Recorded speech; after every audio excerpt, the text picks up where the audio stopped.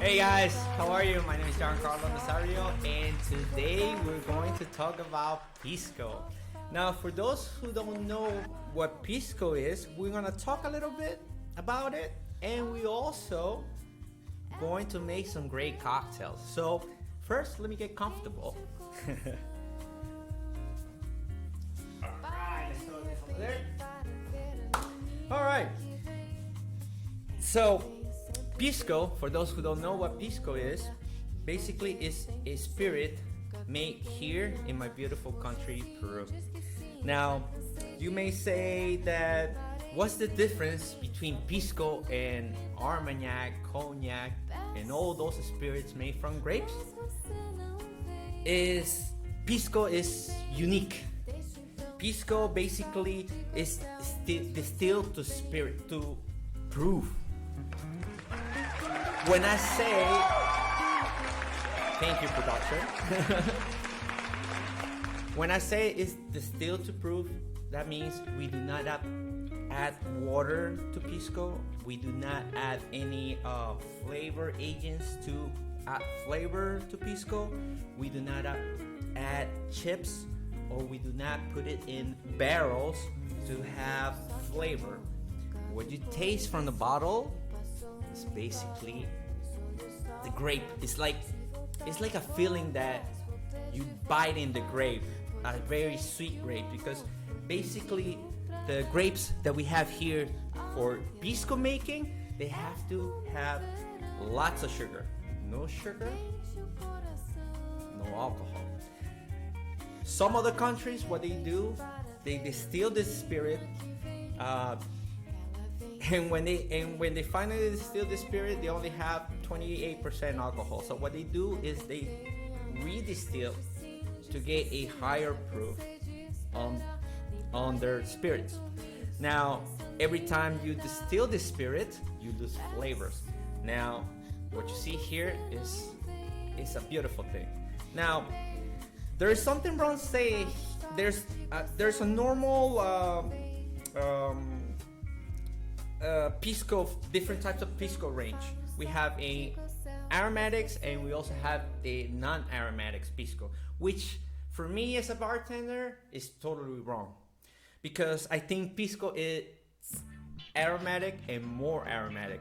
You know, when they say non-aromatic, I always think about vodka, you know, because it's neutral. This is a quebranta, and when you taste the quebranta, you feel all this. For example, here we have some flavors, exotic flavors that perhaps you're not gonna find it anywhere around the world. But when you try some quebranta grapes, basically it gives you that flavor, like lime flavor, like dry hay. You know, sometimes you can even feel some chocolate in it.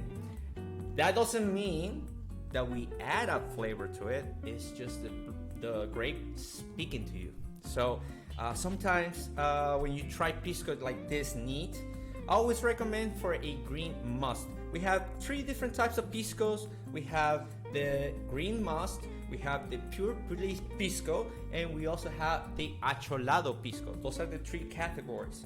All right. The acholado pisco is basically a blend. Okay, the pure pisco is basically the grapes are fermented to 100% and then distilled. And when we talk about a green must, which that's what I'm having right now, a green must is basically a interrupted fermentation that basically it gives more aroma, more flavors, and therefore we need more grape for it. So it's a beautiful thing. Trust me, when you buy a bottle of pisco, always when I drink it neat, I always like to go for the green must. So if you have a liquor store nearby and you can find pisco, especially Pisco Bar Sol, you will know what I'm talking about. And I'll take this time as well to thank Diego Loret, which is Bar Sol owner and also a friend of mine, that basically helped us out with all these bottles for our cocktail time. Thank you very much, Diego. Cheers. Oh, beautiful. I think you're gonna love this, guys. Trust me, you're not gonna regret it. So, and we also today we're gonna make some cocktails. For example, a classic cocktail, a classic Peruvian cocktail is the Pisco Sour. Production, please, can you put the recipe on the board? Thank you very much. All right, for this we're gonna need a shaker. Now, if you're trying to make a classic Pisco Sour, here in Peru we all use quebranta, but some try to use perhaps some blended pisco. It's all good. It's okay. You know, it's still gonna get some flavors. It's gonna have a nice aroma as well.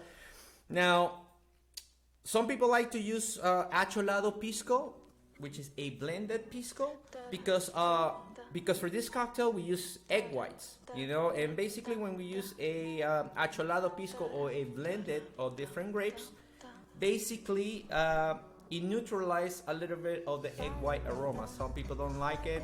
Hey, that's okay. Now, a lot of people as well, they're very scared about salmonella. Trust me, liquor will kill salmonella. All right? And now, so without further ado, we're gonna start making our cocktail. Now, a pisco sour, before we start making our pisco sour, it's very important that we add up ice to the glass in which we're gonna make our cocktail. All right? We're gonna put the glass on the side, nice and chill. Now, if you have some space in your refrigerator, you can put the glass in there, let it chill, and you're good to go. All right? So we're gonna have 3 parts of quebranta grapes. The other beautiful thing about making a sour, and the most important thing about making a sour, is fresh lime juice. Okay? Now remember, you can have this pre-squeeze if you want. I always like to squeeze my limes fresh because remember the vitamins, the vitamin C that is on a lime, it disappears after 30-35 minutes. So we want to keep it as real as possible. All right? So what we're gonna do, we're gonna add up some fresh lime juice in here. Now, if you don't have a jigger like I do here, because I'm a bartender, of course, what you can do is just grab one of these shot glasses, all right, and use this as a measuring tool. This is 2 ounces. Usually, these shot glasses are 2 ounces. So basically, 1.5 of these shots will do the trick. All right. So we're gonna squeeze our fresh lime juice. There it is. Next thing we're gonna use is simple syrup. Now, for those who don't know what simple syrup is, it's basically sugar and water mixed together, equal amounts. Now, some bartenders in the States or around the world, they use 1 part water, 1 part sugar. What we do here in Peru, we use 2 part sugar, 1 part water. All right? So this is what I did here. 1 ounce. And some egg whites. Some fresh egg whites. All right? A lot of people freaked out when I put an egg white into a cocktail.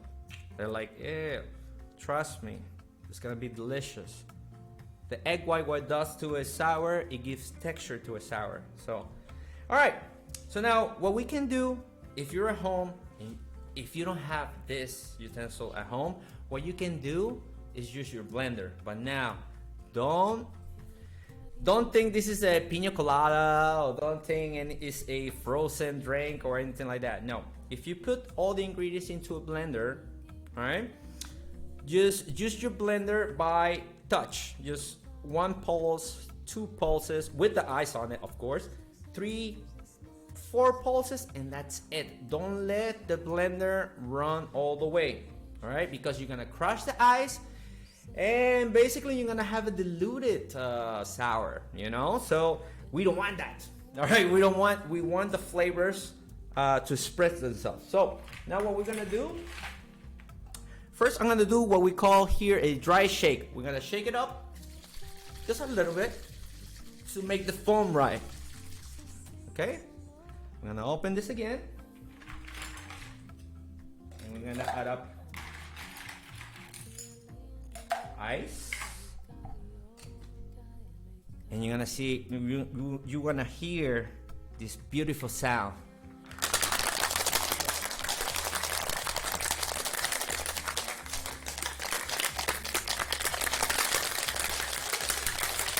Now, once your hands start getting really, really cold, then it's ready.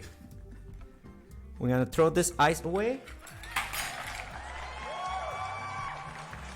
Production is very thirsty right now. All right, we're gonna throw this. Now remember, throw some of it. If you're using a shaker, stop, swirl a little bit, and put it back in there. The reason why is when you're making a sour with egg, when you're making a classic sour, all the foam from the egg white goes to the back of the shaker. So what we want to do is force it to go forward.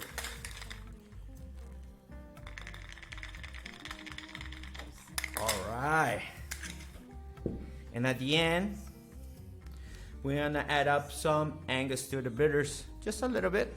For those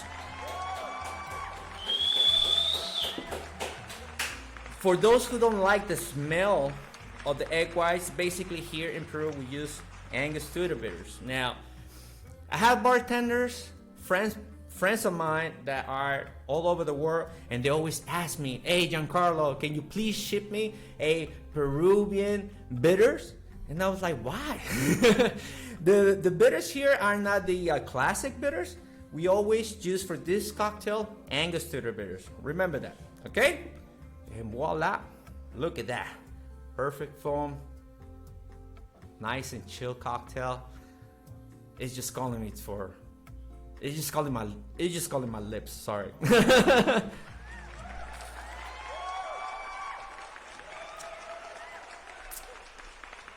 Now, what can I say? I mean, it's a classic, and it's just perfect. All right, so now, I know some of you may not like the egg whites, so we're gonna go for another cocktail. Very simple to make. Anybody can make it at home. But first, let me take another sip, of course.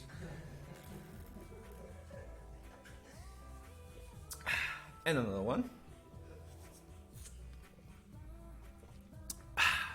This is real. This is not water. Oh, I'm ready. All right. Now, in this other cocktail, what we're gonna do, I'm not gonna use a quebranta. We can also use quebranta if you want. It's gonna come out great. But this time, what I wanna use is a torontel. Now, quebranta is supposedly a non-aromatic pisco, but torontel is a aromatic pisco. It's very fruity. It has very these tropical notes that is very intriguing because you have some, for example, you got some passion fruit flavors coming through your mouth. You have some perhaps some citrus flavors like mandarin sometimes, you know. Different kind of distilleries, they have different kind of ways, different kind of terroirs that basically gives you a different flavor profile. So, but basically they go very much for the exotic part, you know, the exotic flavors, you know. So what we're gonna do first, we're gonna grab a highball glass or a long glass. Perhaps you may say, hey, what's a highball? This is a highball, right? We're gonna fill it up with ice. And what we're gonna do, we're gonna add 1/4 of a glass with the ice filled with pisco. Oh, if you would be here and you smell this aroma, I think I will have to fight for the glass. Let me put this aside so you guys can all watch this. The next thing what we're gonna do is we're gonna cut the lime in half, and we're just gonna squeeze half a lime. I just like it like that, some ginger, and that's it. But some use just one tiny bit of this Angostura, just one drop. That's it, no more. We don't want the Angostura bitters to interfere with the pisco flavor, all right? And then next thing that I'm gonna do, I'm gonna add up some ginger ale. Now, if you don't have ginger ale and perhaps you have some ginger beer, it's gonna come up perfect because this Chilcano is gonna turn into a pisco mule. All right. So what we're gonna do? We're not gonna stir. We're just gonna throw the spoon all the way to the bottom and just pick it up to the top. That's all you're gonna do. The reason why we only do that, because basically the bubbles from the carbonations from the ginger ale basically is gonna help everything to get mixed together. Now what we're gonna do here, we're gonna slide. We're gonna do a little light wedge. We're gonna throw it in there, and if by any chance you have any citrus fruits, like I do, in this case I have an orange, a navel orange, but perhaps if you have some grapefruit at home, use it. What we're gonna use is the skin, just the skin of the navel orange. You're just gonna throw it in there to give a nice aroma once you drink this cocktail. And there it is. Very simple. Now, how can you transform this at home? Most of us have tea bags at home. I just got this tea bag. We're just gonna throw it in there. I grab a spoon. I don't want to put my fingers in there. And basically you're gonna taste this cocktail as a classic. And once the tea start blending into the drink, you have a different experience. Well, this is all for today.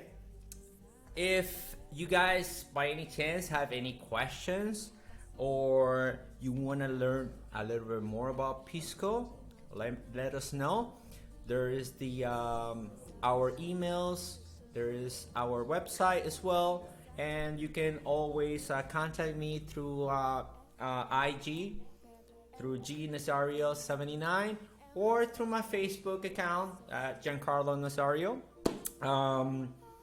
And that's it. Oh, I forgot. I couldn't do this cocktail thanks to the support of Bribic Peru.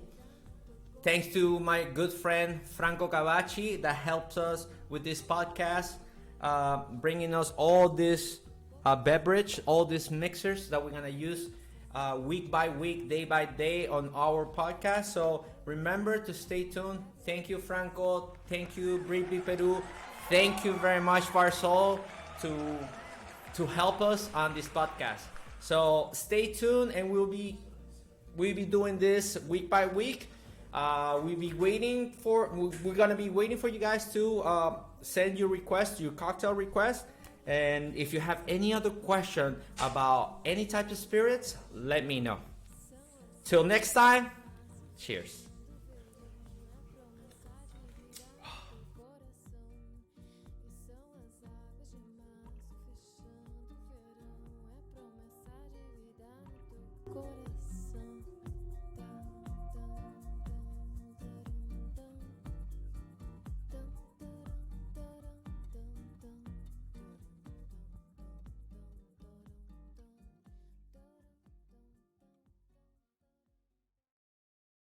Right now, do you feel weak? Want to get your first push-up?